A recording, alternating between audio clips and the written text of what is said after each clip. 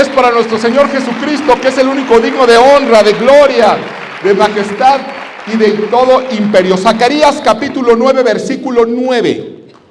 Este profeta que vivió más de medio milenio antes de Jesucristo, profetizó un episodio muy puntual en la vida del Mesías. Zacarías 9:9 dice: alégrate mucho, hija de Sión, da voces de júbilo, hija de Jerusalén, he aquí tu rey vendrá a ti, justo y salvador, humilde y cabalgando sobre un asno, sobre un pollino, hijo de asna. Zacarías profetizó que llegaría el día en que el Rey de Reyes, el Mesías, el Salvador, entraría a Jerusalén y entraría en medio de los vítores del pueblo, que le darían la bienvenida con alegría. El título de este mensaje es: lo recibieron, pero no lo conocieron. Lo recibieron llenos de algarabía, pero una semana después, solamente una semana después, esa misma multitud estaría gritando, pero ahora crucifíquenlo. Crucifíquenlo. ¿Cómo pudo haber cambiado tanto de opinión? ¿Cómo puedes pasar de recibir al Señor de señores con hosanas, con aleluyas, con bendiciones, y estar renegando de Él solo unos días después? Bueno, sabemos que ellos estaban esperando un Salvador, pero político. Ellos se hicieron una idea equivocada de la misión salvífica de Jesucristo. Y ellos identificaron al Mesías, lo recibieron y dijeron: ya viene a liberarnos de la bota romana. Va a venir a instaurar el reino israelita. Y su sorpresa es cuando Jesús actúa de una manera desconcertante para ellos. De una manera que ellos jamás se imaginaron, que ellos jamás esperaron. Y la confusión lleva al pueblo de Dios muchas veces a rebelarse en contra de Dios, a renegar de Dios. Es posible recibir a Cristo y sin embargo no conocerlo. Aún en el Apocalipsis se habla de una iglesia donde se está predicando de Jesús, donde se alaba a Jesús, y Jesús dice: aquí estoy yo a la puerta y llamo. A ver en qué momento me abren, porque hablan de mí, predican de mí, me cantan alabanzas de mí, pero no me conocen. Es posible, sucedió y sucede. Y esto pasa cuando no entendemos algo que la Biblia nos ha dicho una y otra vez, que los modos de Dios, los caminos de Dios son inescrutables. Es misterioso cómo Dios va a hacer las cosas. En la Biblia aparece la palabra en hebreo y en griego que se traduce en las Biblias como inescrutable, aparece 2 veces en el Antiguo y 2 veces en el Nuevo. ¿Qué significa inescrutable? Que no puede saberse ni averiguarse, algo que es impenetrable. Eso significa inescrutable. Y se usa para hacernos saber que los caminos de Dios, los modos de Dios, cómo Dios va a actuar, es indescifrable para nosotros. Fíjense cómo lo pone Isaías. Isaías confronta al pueblo con esta verdad. Isaías capítulo 40, verso 13. Hace una pregunta que queda abierta. ¿Quién enseñó al Espíritu de Jehová o le aconsejó enseñándole? ¿A quién pidió consejo para ser avisado? ¿Quién le enseñó el camino del juicio? ¿O le enseñó ciencia? ¿O le mostró la senda de la prudencia? Pues nadie. La respuesta es obvia, es nadie. Es una pregunta retórica que está haciendo Isaías. No te pongas con Dios, no te pongas a argumentar con Dios, no desafíes a Dios, porque no puedes comprender la mente de Dios. Sin embargo, muchos siglos después, Mateo capítulo 11, verso 27, Jesús va a decir, nos va a dar esta revelación: todas las cosas me son entregadas por mi Padre, y nadie conoce al Hijo sino el Padre, ni nadie conoce al Padre sino el Hijo. ¿Quién conoce al Padre? El Hijo. ¿Quién más? Nadie. Lo está diciendo Jesús. Nadie conoce al Padre sino al Hijo. Pero dice algo después. Dice: y aquel a quien el Hijo se lo quiera revelar. Amén. Así que sí, Dios es inescrutable, Dios es indescifrable, nadie conoce al Padre sino el Hijo y aquellos a quienes el Hijo se los revele. Y Jesús vino precisamente a revelarnos al Padre. Y esa es la razón por la cual Pablo prácticamente citando a Isaías, vamos a 1 Corintios capítulo 2, verso 16. Aquí el apóstol Pablo está levantando al pueblo la misma pregunta que ellos conocían muy bien por medio de Isaías. Porque ¿quién conoció la mente del Señor? ¿Quién la instruirá? Bueno, pues nadie. Pero fíjate lo que termina diciendo. Mas nosotros, sus discípulos, mas nosotros los hijos, tenemos la mente de Cristo. Es tremendo eso, es más, hasta parecer un poco medio blasfemo, ¿no es cierto? Si no fuera porque está en la Biblia decir, pues yo tengo la mente de Cristo. Es lo que está diciendo Pablo. Claro, no está diciendo que es la mente de Cristo, que entiende todo. Lo que está diciendo es, por ser hijos de Dios, por haber sido el Padre revelado por el Hijo, empiezo a entender las cosas de Dios. Empiezo a ver a los demás como Dios los ve. Empiezo a soñar los sueños de Dios. Nosotros, los hijos de Dios, tenemos la mente de Cristo. Y Cristo dijo en Juan capítulo 10, versículo 10, que Él había venido a algo muy puntual. Conocemos de memoria ese versículo, porque es un versículo estandarte en nuestra congregación. El ladrón no vino sino a robar, matar y destruir, pero yo he venido, dijo Jesús, a darles vida y vida en abundancia, una vida plena. En hebreo hay una palabra para vida que es Zoe. Ese Zoe de Dios no es solamente vivir de que te lata el corazón y que respires.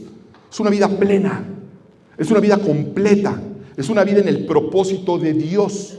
Ese es el Zoe de Dios. Y Jesucristo dijo, yo he venido a darles Zoe. Una vida abundante, una vida plena. Y entonces esa vida plena depende del conocimiento que tengamos de Cristo, porque es Cristo quien revela al Padre. Amén. Y esto no es nuevo. Dios siempre nos ha dicho lo mismo. Lo que pasa es que nos ha ido revelando con mayor claridad. Deuteronomio capítulo 4, verso 39. Vamos a la Torá, vamos a la ley, a lo primero que se escribió. Aprende pues hoy. Fíjate, es algo que se tiene que aprender. Y hoy es un buen día para aprender. Y reflexiona en tu corazón que Jehová es Dios arriba en el cielo y abajo en la tierra, y no hay otro. Y guarda sus estatutos y sus mandamientos, los cuales yo te mando hoy, para que te vaya bien a ti y a tus hijos después de ti, y prolongues tus días sobre la tierra que Jehová tu Dios te da para siempre. Fíjense, los modos de Dios, los caminos de Dios, lo inescrutable de Dios es cómo va a hacer las cosas, pero Él ya nos reveló cuál es su carácter. ¿Cuál es su voluntad? Su voluntad, su propósito en tu vida no tiene por qué ser un misterio. El problema es que cuando nosotros no lo entendemos y las cosas no salgan como nosotros esperamos, vamos a estar como esa multitud que lo recibe pero no lo conoce. Y puede luego andar en rebeldía, desafiando a Dios, enojándose con Dios, reclamándole a Dios, porque no entendemos. Bueno, Dios ya nos dio todos los elementos para entender lo único que es importante que entendamos. Nos dice, mis modos no los vas a entender, pero sí entiendes que mi voluntad para tu vida es buena, agradable y perfecta. Dice el Señor por medio de Jeremías, porque yo conozco muy bien los planes que tengo para ustedes, afirma el Señor. Planes de bienestar y no de calamidad. Dios tiene planes de bienestar. Eso es lo que tenemos que entender. El carácter de Dios, la voluntad de Dios no es un misterio. El misterio es cómo lo va a hacer posible. Pero si Él dice que lo va a hacer, lo va a hacer. Amén. Así que siempre que estemos en una circunstancia que no entendamos, en lugar de tratar de afianzarnos en lo que no entendemos, anclémonos en lo que ya nos fue revelado. La voluntad de Dios para nuestra vida es buena. Él tiene planes de bienestar, no de calamidad. Jesús vino a darnos vida y vida en abundancia. Y entonces buscaremos los elementos en la palabra y en nuestra intimidad con Cristo para salir del desierto lo más rápido posible, porque eso es lo que Dios quiere. Ya está manifestado. Dios nos quiere sacar del desierto e introducirnos en la tierra de sus promesas. Amén. Entonces, para eso yo quiero mostrártelo con otra historia de otra entrada a Israel. Pero esta entrada no es esta entrada de hace 2000 años, sino es una entrada que sucedió 1200 años antes de Cristo. Antes de Cristo hubo otra persona que entró a Israel con una historia de transformación extraordinaria. Pero no entró montada en un pollino, era una mujer. No entró siendo reconocida como una salvadora, sino entró empobrecida, entró en quebranto, entró en una condición lamentable. Su nombre fue Noemí. Y la historia de Noemí está en el libro de Ruth, ¿sí? Conocemos la historia, es una historia muy conocida. El libro de Ruth solamente hay 2 libros con nombres de mujer en la escritura, y esta es una de esas historias maravillosas, la historia de Ruth. ¿De qué va esta historia? Bueno, esta historia trata de una mujer betlemita de Belén, casada, que le va muy bien, pero de repente, bueno, pues se viene un tiempo malo y el marido decide irse a vivir a la tierra de Moab, una tierra pagana. Y se va a Moab a buscar un mejor estilo de vida para proteger a su familia. Y allá se va él, tienen 2 hijos, allá prosperan, los hijos se casan con 2 mujeres moabitas y todo va bien. Y de repente, ¿qué sucede? Pues que el clima cambia. El clima cambia, muere el marido, mueren los 2 hermanos y Noemí se queda viuda y huérfana de hijos. Y sin herencia, y sin negocio, y sin manera de sustentarse. Lo que todo estuvo bien, en un instante se pone mal, muy mal. Pero tenía 2 nueras, Orfa y Ruth. Y aquí está relatado uno de los más grandes milagros de la Biblia. Quizá el más grande milagro de la Biblia que yo puedo ver. Se llevaban bien la suegra y las nueras. Se llevaban re bien. Se amaban profundamente, dice la Escritura. Se amaban con todo el corazón. Al grado que Noemí le dice a sus nueras: me regreso a mi tierra, porque aquí no tengo nada, ni allá tampoco, pero al menos es mi tierra, es mi raza, es mi lengua. Me voy para allá. Y las nuevas le dicen: no, por favor, no te vayas, no nos abandones, vamos contigo. Él dice: no vengan conmigo, no tiene caso que vengan conmigo. No les puedo yo hacer ese mal a ustedes todavía están jóvenes, están hermosas, yo ya estoy vieja, no tengo oportunidad de volverme a casar.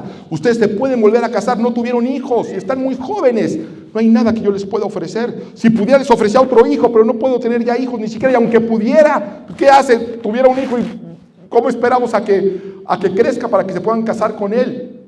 Ya le di vueltas a todo el asunto y lo mejor que puedo hacer por ustedes es dejarlas a que tengan una mejor oportunidad de vida. Yo lo único que les puedo ofrecer en Belén es sufrimiento, hambre y lágrimas. No hay nada más para mí allá.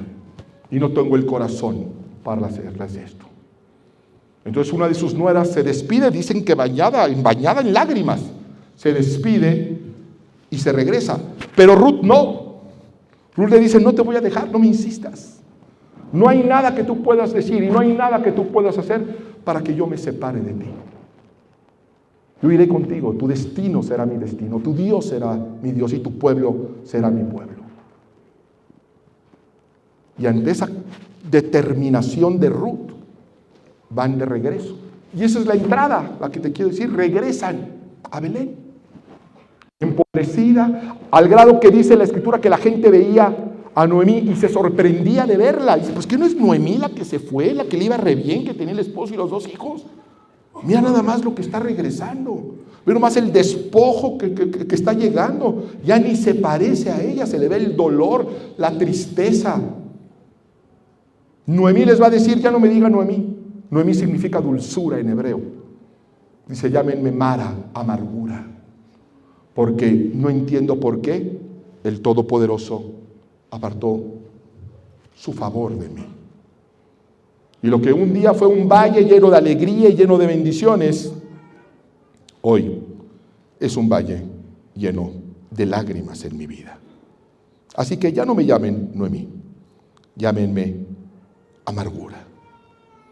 Y bueno, Lo primero que va a hacer Ruth es ampararse a la ley de Dios. Esto es bien importante, porque aquí hay una enseñanza para nosotros. En nuestros tiempos de crisis, amparémonos a las leyes de Dios. No eran ni las leyes de ella, ni las conocía, ahí las fue aprendiendo sobre la marcha. Fíjense, Dios había establecido por ley que cuando cosecharan los israelitas sus campos, todo lo que se les cayera, lo tenían que dejar ahí. Ahí se tenía que quedar, por ley. Algo así como nuestras abuelitas cuando decían que algo se cayó al suelo, ya lo chupó el diablo. Más o menos algo así. Bueno, no lo dice que ya lo chupó el diablo, ¿ah? Pero que ya no lo podían, por ley, ya no lo podían recoger. Ahí lo tenían que dejar. ¿Qué ley tan extraña? Sin sentido. Para el hombre. Pero para Dios y para su buena voluntad tiene todo el sentido. Porque ¿qué es lo que sucedía? También estableció que toda aquella persona hambriente, propia o extranjera, podía llegar y comer de aquello que se había caído. Así que era el modo de Dios de proveer alimento al desposeído, al indigente, al que no tiene campo, al que no tiene ayuda, al que no tiene nada. Y entonces decían, todo lo que se caiga, tú déjalo ahí. Y eso es lo que empieza a hacer Ruth. Empieza a ir a los campos a recoger lo que quedaba. Había otra maravilla en esto, que habla del corazón y de la bondad de Dios. Podían ir en sábado. Y en sábado los judíos tenían que estar guardados. No podían trabajar sus campos en sábado. Así que ellos podían ir y comer libremente. Y no solamente llevaban la pancita, sino nadie los veía. Y entonces también guardaban la dignidad. Porque a nadie nos gusta que nos vean en necesidad. Entonces Dios está protegiendo tanto la necesidad física como la necesidad emocional y espiritual. Está guardando la dignidad. Vas al campo, comes y nadie te ve. Aunque aún así había algunos que estaban trabajando los campos en sábado y estaban vigilando sus campos en sábado. Existen incluso en la Biblia relatos de Jesús y sus discípulos comiendo trigo en sábado y les están recriminando que porque la comen sin lavarse las manos, después de que están dándose cuenta que tienen hambre. Bueno, pues esta mujer fue y hacía eso. Iba y recogía del campo. Y cuenta la Biblia que esos campos a los que ella llegó eran los campos de un hombre. Su nombre era Boz, se llamaba Boz. Y algunos estudiosos que conocen muy bien el texto dicen que se apellidaba Lightyear. Era Boz Lightyear, pues sí se llamaba Boz. Sí, eso sí es cierto, sí se llamaba Boz. Y entonces Boz ve a esta mujer hermosa y sabía que era moabita, se veía que era moabita, pero pregunta acerca de ella. Y le cuentan que es la nuera de Ruth, que se casó con uno de sus hijos, pero que fallecieron en Moab y que ella no quiso dejar a su suegra. Y él ve el corazón de Ruth. Y se enamora no solamente de su aspecto externo, sino de su interior. De una mujer tan virtuosa. Y entonces habla con sus trabajadores y les dice, ¿qué creen? Ahora les voy a pedir que hagan lo que siempre les dije que no hicieran. Dejen caer comida. Dejen caer fruto. Como si fueran torpes. Porque además lo que sucedía es que precisamente por este tipo de leyes, los cosechadores judíos se habían vuelto expertos en cosechar. No perdían nada. Porque era pérdida total y los corrían además y eran torpes. Entonces eran muy buenos para cosechar. Siguen siendo aún hoy en día unas maravillas para sembrar la tierra y eso que viven en el desierto. Aún hoy es asombroso lo que logran. Entonces ellos no. Y entonces les dice, vos, ¿sabes qué? Te voy a pedir un favor. Tira a comer, pero haz como que se te cae. No quiero que ella vea que le estamos ayudando, porque no quiero ofenderla o que se vaya a hacer una idea equivocada. Ustedes simplemente quiero que empiecen a dejar caer. Y eso empieza a suceder. Y además les advierte, y cuidado de que se vaya del campo. Quiero que se mantenga en mis tierras. Y si ustedes la miran feo o la desprecian y ella se va, me voy sobre ustedes. Así que quiero que la hagan que se sienta cómoda, que se sienta segura, que se sienta a gusto, para que ella sepa que siempre que venga aquí va a encontrar alimento sin que nadie la moleste. Así que ahora ya Ruth puede llevar comida para su casa, puede llevar comida en un ambiente mucho más seguro, mucho más estable. ¿Gracias a qué? A la generosidad y a la bondad de Boaz. Y conocemos cómo va a acabar esta historia. Sabemos cómo va a acabar. Se van a casar Ruth y Boaz. Y entonces esta Ruth, que en un momento fue Ruth la moabita, que era algo despectivo referirse a ella seguramente en ese contexto, se va a convertir de un día para otro en Ruth de Lair. No es cualquier cosa. Entonces, fíjense qué espectacular cambio. De ser una mujer indigente en una tremenda necesidad, brutalmente vulnerable, a convertirse en la patrona de esas tierras. ¿Qué enseñanza hay aquí para nosotros? Porque nosotros sabemos que todo lo que está escrito en la Biblia está escrito para nuestra enseñanza, dice la Escritura, para nuestro provecho. Así que aquí hay una enseñanza para nosotros. ¿Qué podemos aprender de Ruth? Porque no debe de ser difícil darnos cuenta de la analogía aquí, que nosotros somos Ruth, que llegamos a los campos llenos de necesidad y Boaz es Cristo, que nos considera, que nos auxilia, que nos ayuda, lleno de amor por nosotros.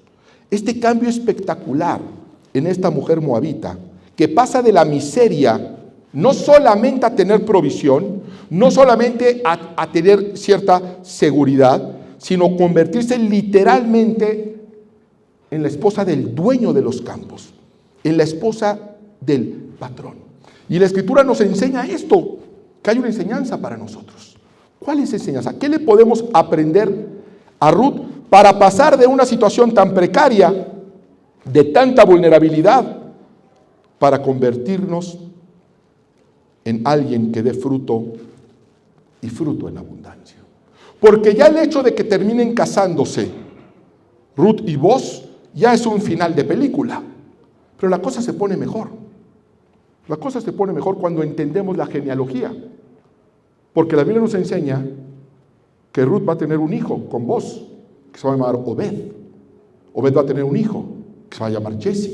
Jesse va a tener un hijo que se va a llamar David. David va a llegar a ser un gran rey. Y del linaje de David vendrá este hombre que entró hace 2000 años para revelarnos a Dios. Nada mal para una mujer moabita. Nada mal para una mujer moabita que no tenía dónde caerse muerta, pero que aplicó principios que inclinaron el favor de Dios. ¿Qué aciertos tuvo? Yo he identificado tres aciertos que nosotros deberíamos de aplicar en nuestra vida, de manera práctica, sobre todo si estamos en una situación difícil, porque quizá hemos recibido a Cristo en nuestro corazón, pero no lo conocemos. En realidad, la situación de Ruth cambió espectacularmente cuando tuvo intimidad con Boaz, cuando se casó con él. Ahí fue cuando cambió. Ya había cambiado porque ya Boaz la estaba bendiciendo, de la misma manera en la que Cristo nos bendice y mueve circunstancias y situaciones para que literalmente en nuestra necesidad nos caigan bendiciones inesperadas que no sabes ni cómo. Piensas que fueron casualidad o que fue la torpeza del otro. No, es Cristo cuidándonos, es Cristo protegiéndonos, es Cristo diciéndole a las huestes espirituales: cuidado si se meten conmigo, cuidado si tocan a mi hija, porque está bajo mi supervisión. Pero quizá no tenemos intimidad con él. La Biblia dice que cuando Cristo ve a su iglesia, ve a su esposa, ve a su esposa. Mientras no tengamos intimidad, no vamos a tener esa vestidura de lino finísimo de la cual habla que él viste a su esposa. Dice la Biblia que él nos viste con lino fino y resplandeciente. Puede ser que tú sigas con el overol de Ruth, piscando las bendiciones que Dios manda, Pero cuando tengamos intimidad con Él, daremos un fruto que jamás pensaste que podría ser posible. Esta mujer que andaba buscando el fruto de Dios terminó entendiendo y aplicando principios espirituales. Terminó dando un fruto, el fruto de su vientre, que terminaría siendo de bendición para toda la humanidad. Para toda la humanidad. Y Dios quiere hacer lo mismo con nosotros. Llevarnos a dar mucho fruto, va a decir Jesucristo. Dice que nuestro Padre en el cielo se gloria cuando nosotros damos mucho fruto. Pero para eso tenemos que tener intimidad con Cristo.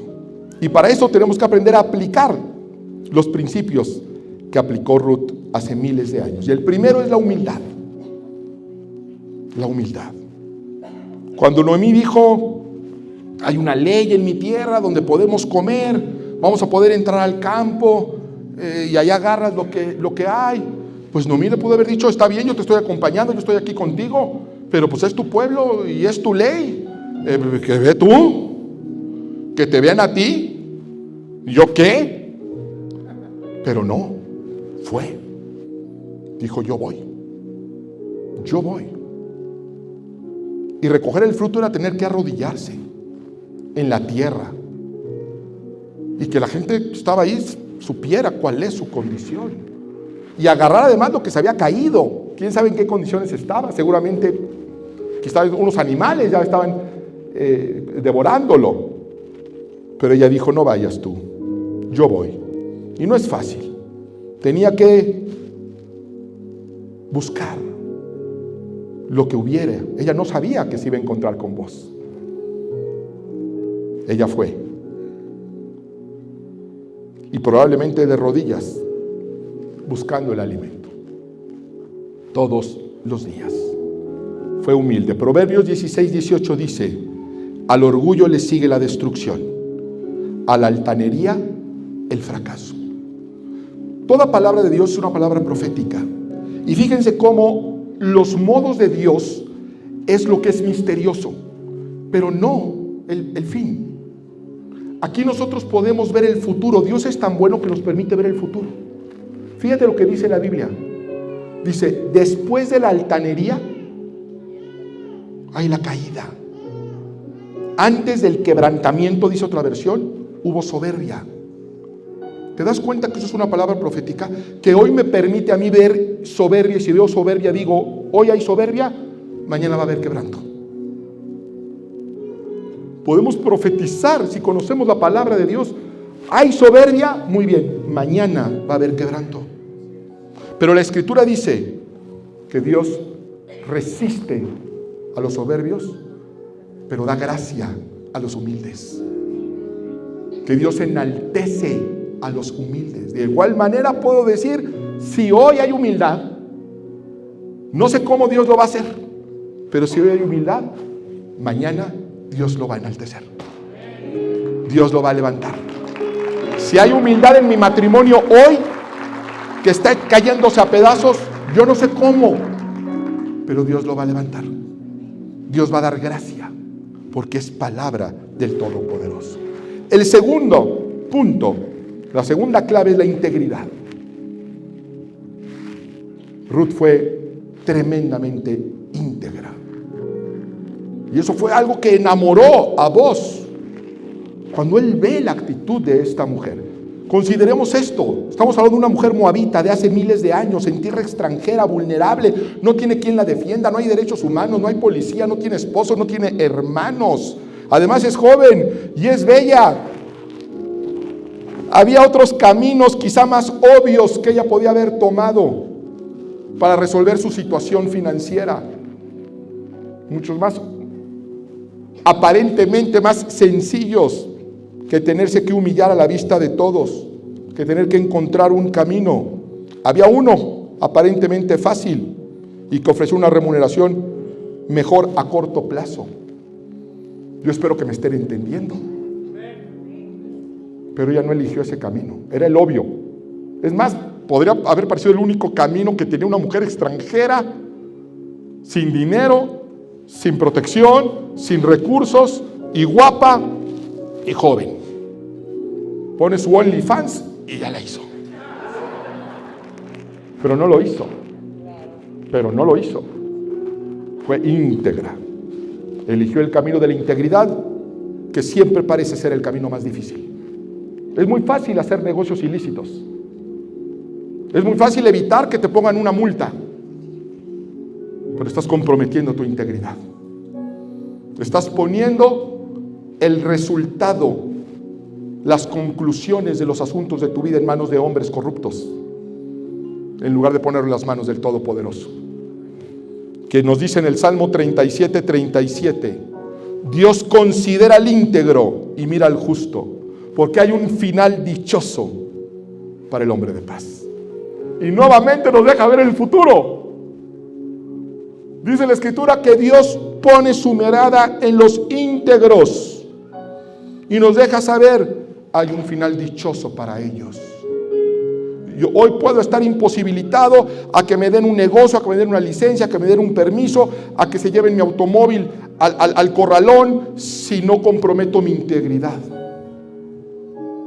¿Cómo Dios lo va a hacer? No lo sé. Quizá no me den el permiso, quizá no pueda poner ese negocio, quizá se lleven mi automóvil y ahí lo pierda porque no voy a tener los recursos para recuperarlo. No lo sé. Lo que sí sé es que Dios dice que el íntegro tendrá un fin dichoso. Eso sí lo sé. Y sé que Dios no miente y que siempre cumple su palabra. Íntegro es hacer lo correcto aunque no nos convenga ser íntegros. A Ruth no le convenía aparentemente. Ella lo más sensato era haberse quedado en Moab y casarse con un moabita. Pero ella eligió el camino de la integridad, el camino de la humildad. Y por último, sirvió al prójimo. Sirvió al prójimo. Toda esa posición en la que ella se puso a sí misma, toda esa humillación en la que ella tuvo que vivir, toda esa circunstancia en la que tuvo que desenvolverse, que puso a prueba su humildad, puso a prueba su integridad, no lo hizo únicamente por ella, lo hizo también por su suegra. No lo hizo, ella no solamente vio por ella, vio también por su suegra. En Mateo capítulo 25, en el verso 31, nuestro Señor Jesucristo nos relata un episodio donde Él va a volver. Él va a regresar y va a separar a las ovejas, dice la Escritura, de los cabritos. Unos para vida eterna y otros para destrucción eterna. Y dentro de ese grupo hay uno particular que como que ellos piensan que Jesús se confundió al ponerlos ahí. No entienden cómo se ganaron estar en esa posición en la cual Jesús les llama mis benditos. Vamos a leerlo. Cuando el Hijo del Hombre venga en su gloria y todos los santos ángeles con él, entonces se sentará en su trono de gloria y serán reunidos delante de él todas las naciones y apartará a los unos de los otros, como aparta el pastor las ovejas de los cabritos. Verso 34. Entonces el rey dirá a los de su derecha: venid benditos de mi Padre. Imagínate que Dios te llame bendito de mi Padre. Heredar el reino preparado para vosotros desde la fundación del mundo. Y les dice por qué les da la herencia y les dice por qué los llama benditos del Padre. Dice: porque tuve hambre y me disteis de comer, tuve sed y me disteis de beber, fui forastero y me recogisteis, estuve desnudo y me cubristeis, enfermo y me visitasteis, en la cárcel y vinisteis a mí. Entonces los justos le responderán diciendo: Señor, ¿cuándo te vimos hambriento y te sustentamos, o sediento y te vimos de beber? ¿Y cuándo te vimos forastero y recogimos, o desnudo y te cubrimos? ¿Y cuándo te vimos enfermo o en la cárcel y vinimos a ti? Lo que está pasando es que aquí hay un grupo de personas que dicen: nos está confundiendo.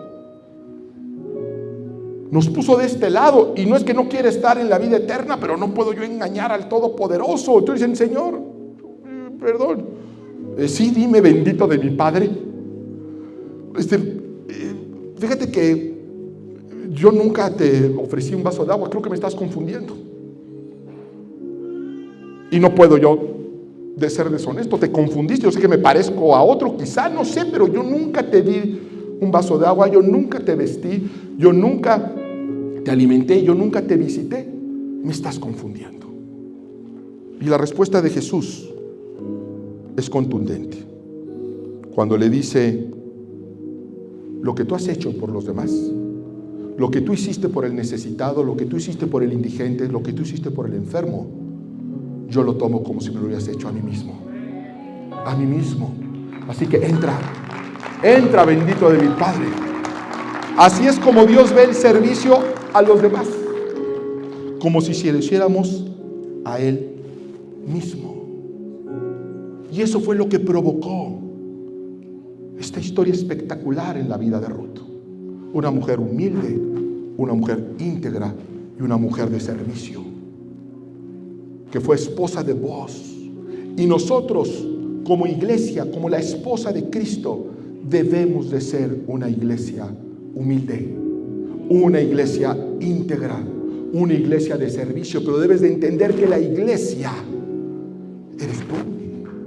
La iglesia soy yo. No puede existir una iglesia humilde si no somos humildes nosotros. Es imposible. ¿Qué hacemos? Si nosotros, ¿qué hacemos? ¿Le ponemos a la iglesia los humildes? No funciona. No puede ser una iglesia íntegra si nosotros no somos hombres y mujeres íntegros. No puede ser una iglesia que sirva si nosotros no somos quienes servimos. Y entonces tendríamos intimidad con Cristo. No basta con recibirlo, hay que conocerlo, hay que tener intimidad con Él. Los casados son casados porque es casa de dos, se van a vivir juntos. Por eso el Estudio dice: y dejará el hombre a su padre y a su madre y se irá a vivir con su mujer. Nosotros tenemos que vivir con Cristo, no solamente visitarlo aquí los domingos. ¿Quién visita a su esposo los domingos? Solamente alguien que está separado por un obstáculo muy, muy grande. O ya se separaron, nomás les llevan los niños. Los domingos es el día de visita. No, los casados cohabitan. Por eso la Escritura dice: el que habita al abrigo del Altísimo morará bajo la sombra del Omnipotente. Tenemos que vivir con Cristo y tener intimidad con Él por medio de la oración, el estudio de la palabra, la alabanza, la intercesión, el servicio, todos los días. Y entonces viviríamos estas historias. Dejaríamos nada más de estar recibiendo esas dádivas que caen de un Dios bueno para convertirnos en la esposa del Todopoderoso. Empoderada, perdonada, vestida, ataviada con un lino resplandeciente. ¿Y cuál es la importancia de tener esa relación con Jesús? Es toda, porque fíjense, en la Biblia se habla de una multidimensión en la que nosotros podemos tener una relación con Jesús, que empieza siendo siervo. Se habla de que Él es el amo y nosotros los siervos, ¿no es cierto? Luego dije: Jesús le va a decir a sus apóstoles: nosotros somos ahora amigos. Se habla del Padre y del Hijo, y se habla de la esposa de Cristo. ¿Qué relación tienes tú? Has recibido a Jesús, yo lo sé, estamos aquí, pero ¿qué relación tienes? ¿Tienes una relación de esclavo y amo? ¿De hijo y padre? ¿De amigo? ¿Cuál es tu relación? Y te voy a decir cuál es la importancia de esto. Ha habido ocasiones en la vida donde las personas que tenemos la bendición de que nos sirvan en casa me digan: pastor, ¿me podría prestar o me podría adelantar mi quincena? Y habrá ocasiones donde le digo: sí, cómo no. Pero habrá otras que digo: no puedo en esta ocasión, no, porque tengo otros pendientes. Tengo que pagar la colegiatura de mis hijos, tengo que cubrir cierta necesidad, no puedo ahora, lo siento. Hay ocasiones donde mis hijos me dicen: papá, ¿me puedes dar este fin de semana que quiero hacer una comida con mis amigos? Hay ocasiones que digo: sí, hijo, cómo no, aquí está. Hay ocasiones que les digo: no puedo, hijo, tengo otros compromisos. Amigo, ¿me puedes prestar dinero? ¿Me puedes prestar el automóvil? A veces sí, amigo, ¿cómo no? ¿Qué crees? No te puedo prestar el coche ahora, lo va a usar mi hijo para irse a la universidad. Pero a mi esposa consigue lo que quiere. Con mi esposa no le puedo decir que no. Mi esposa, lo que me diga. Así que debes de entender cuál es tu relación con Cristo. ¿De amigo? ¿De siervo? ¿O de esposa? Él quiere de esposa. Él quiere tener una intimidad con Él. Él quiere ser ese voz espiritual. Que dice la Escritura que Dios nos da mucho más abundantemente de lo que podemos pedir o siquiera imaginar. ¿Cuándo esta mujer moabita se iba a imaginar que iba a levantar un linaje de reyes? ¿Cuándo? Y hoy estamos hablando de ella miles de años después. Hemos sido bendecidos por sus actitudes. Actitudes que tú puedes aplicar en tu vida hoy. Humildad, integridad y servicio. Y el resultado será el mismo, porque son leyes espirituales. Es Jesús, ese voz, el verdadero voz, que nos puede llevar y nos quiere llevar al infinito y más allá. Que Dios nos bendiga. Ministerios Vea con el pastor Mauricio Sánchez Escort. Esperamos que este mensaje sea de bendición para tu vida. Para conocer más, visita nuestro sitio en internet www.iglesiavea.com. Gracias por escucharnos.